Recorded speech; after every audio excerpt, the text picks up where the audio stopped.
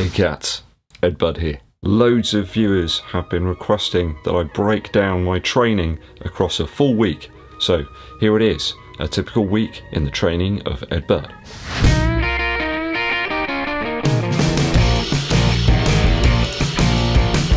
Just before we get into the video, if it's your first time here or you particularly like running shoes, make sure you hit that subscribe button and click the bell below for notifications of when I roll out those new videos, a bit like the Autobots used to do.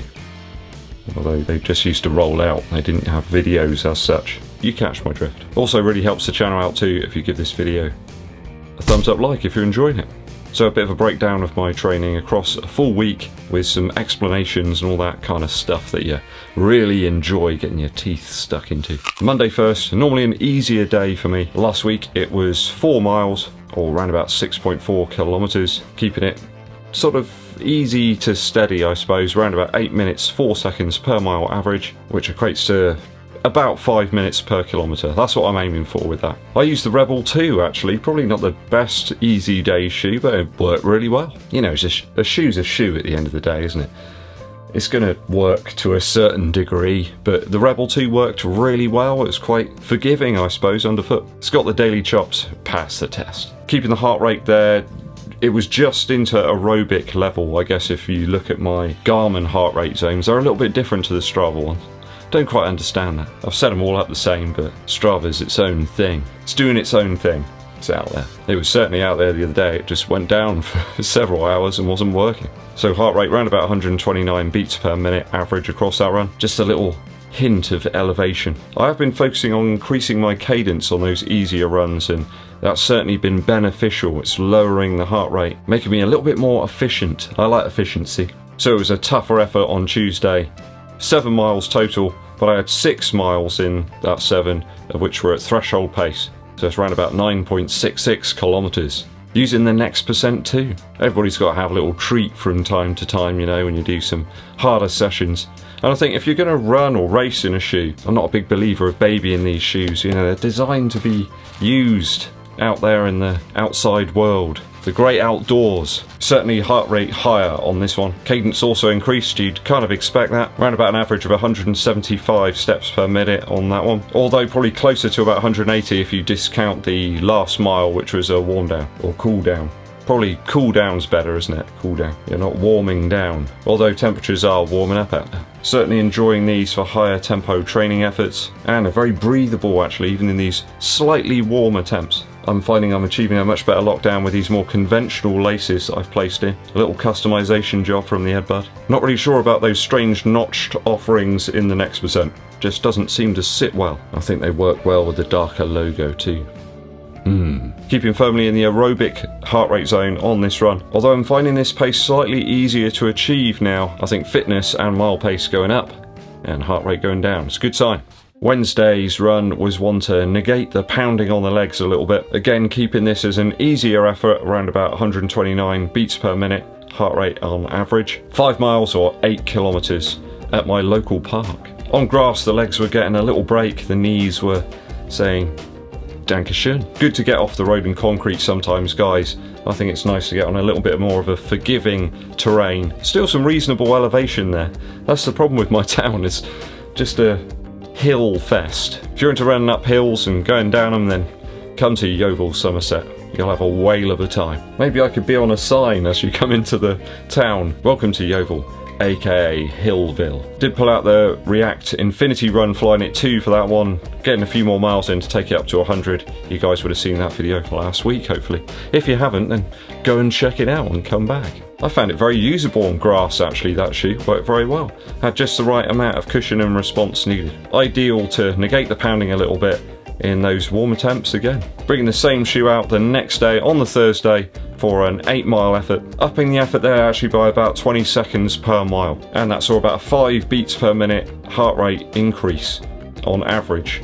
So yeah, I'm very happy with that. Round about the same temperatures from the day before, so really interesting comparing some of the stats there. Longer distance, only slightly higher heart rate, but about 20 seconds off per mile. I've certainly been conscious to run some of the easier miles much easier over the last few weeks, and then hit the harder miles with more gusto. A quick double blast on the Friday because I had loads of stuff going on that day, so I thought I'd get some early miles in and then a few more later. Got to do that from time to time when you're a dad, when you're a family member, a human. We got to juggle the time a little bit, haven't we? So that's one of the skills of being a runner, actually, is time management, juggling around the resources that you've got and trying to make it work. Sometimes it does, and sometimes it does not. So a fast blast of 3.1 miles or 5 kilometers in the morning. Oh, it was crisp, guys, I'll tell you that for nothing. Using that beautiful Puma Liberate Nitro, a shoe which I find stupendously nimble.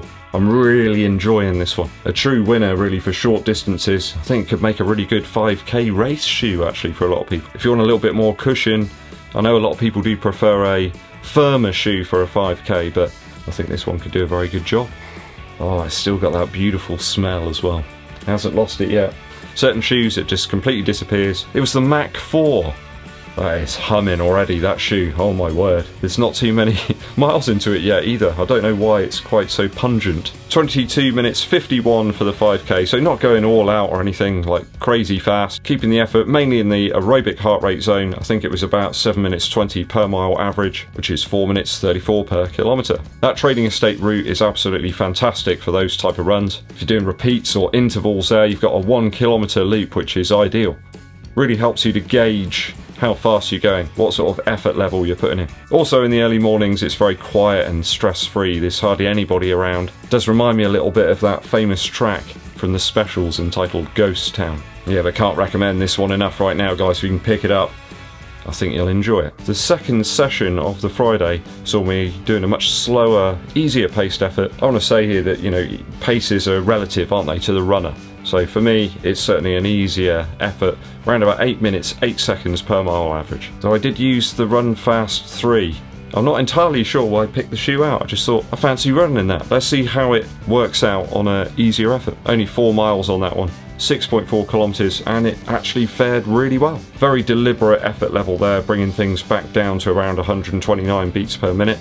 That seems to be my sort of easy cruising heart rate. Very similar temps to earlier in the week as well. It was very consistent in temperature across the whole week, aside from in the mornings. So a pace shoe used for an easy effort, but actually works very well. I think it's partly down to the shoe's weight. It's only just over 250 grams, this one, in my UK size 11. Very much running slowly to give me energy for the weekend's harder efforts. So Saturday saw me do some repeats or interval sessions, 10 by 400 meter repeats with 2-minute recoveries in between. I did start off with about a mile warm-up, so just to get the engine purring nicely. I managed to keep each of the 400 meter repeats between 1 minute 26 and 1 minute 33. A little bit of variation there, some of them not down to me actually, the fact that there's quite a few people around walking about and milling around. I was really pleased about the times, keeping them relatively consistent, and getting down to 126 was awesome. Really proud of that one. So certainly getting quicker on the 400 meter repeats. I think I'll probably mix it up to 800 meters this week. Did utilize the next %2 there just to once again familiarize myself with the shoe, and yeah, it was feeling really nice. Grip was good, didn't have to take evasive action too many times onto some of the grassy areas around the main path that I was using. It's quite a nice long stretch there without any bends. But like I said, the time I went out it was busy. So Sunday was the long run, supposed to be a nice slow easy long run, but yeah, you can't really do that in the Rebel 2. It's just not designed for that type of running. 7 minutes 30 per mile or 4 minutes 40 per kilometre across the half marathon distance. 1 hour 38 minutes total time. I've covered that one a fair bit in my long run shoe review from a couple of days ago, so do go and check that one out, guys, for a breakdown of the Rebel 2 performance across that distance. So as you can see across the week, a nice mixture of easier efforts, kind of steady to tempo, and then those interval threshold sort of runs. Certainly keeping the bulk of things towards the easier area. I think it's about 21 miles, I think. Making sure before each of the runs actually I do a little bit of dynamic sort of movement and stretching. Always keeping it dynamic, never holding things too long, just trying to keep nimble really, and the body's feeling really good. Making sure to get some good sleep in as well during the week. I'm going to bed a little bit earlier, like half an hour, 45 minutes earlier than I would have done before. That seems to be making a world of difference. So I hit a total of 53 miles across that week. It's about 85 kilometers. with one very short recovery walk in there as well on the Sunday after the long run. So keeping it rolling now, I'm on about 146 days of a run streak. Might take a day off on 150, we shall see. Maybe a little ice cream. So, a typical week in my training. Let me know what a typical week is for you in your training, guys, down in the comments. I'll be keen to see it.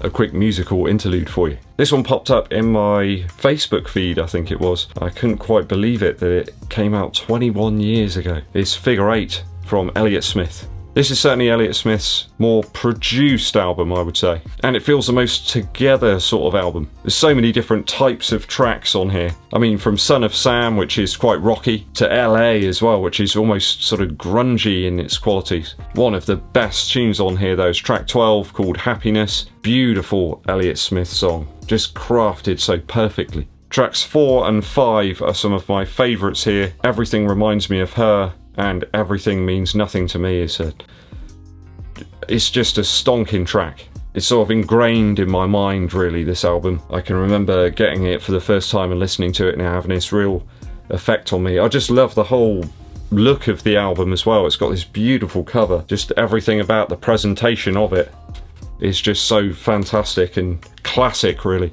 If you're going to go and buy an Elliott Smith album, I think Figure 8's probably a really good place to start. It features some more acoustic bass tracks, some fantastic guitar work from Elliott Smith as well. Very, very underrated guitar player and singer-songwriter. Do go and check it out. Okay, thanks for sticking with me to the very end of the video, guys. It's very much appreciated. If you haven't done so already, please make sure you hit that subscribe button and click the bell below for notifications of when we roll out the new videos. It also helps the channel out if you give this video a thumbs up like and share it with your running buddies. My name's EDDBUD, and I'll be seeing you.